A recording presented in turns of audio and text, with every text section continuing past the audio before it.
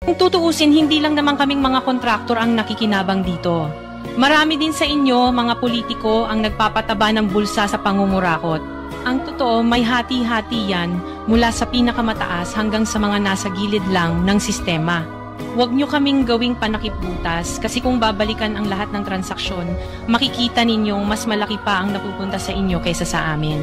Lahat tayo alam ang laro, pero pag nahuhuli, kami lang ang tinuturo at pinarurusahan. Kaya wag ninyong ipakita sa publiko na malinis kayo dahil sa bawat proyekto may kapalit na porsyento para sa inyong mga opisina.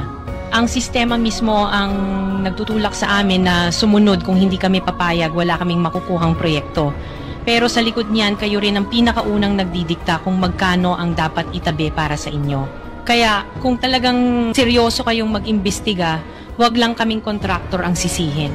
Tingnan ninyo rin ang mga pangalan na nakaupo ngayon sa mga komite, sa mga ahensya, at lalo na sa mismong mga nagpapalakad ng gobyerno.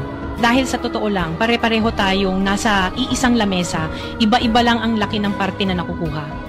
Kawawa po talaga ang mga mamamayang Pilipino kasi ninanakaw lang natin ang kaban ng bayan. Pera ng taong bayan pero tayo ang nakikinabang. Hindi ba tayo nahiya? Ang mga mahihirap mas lalong naghihirap. Kaya tama na ang pangungurakot natin.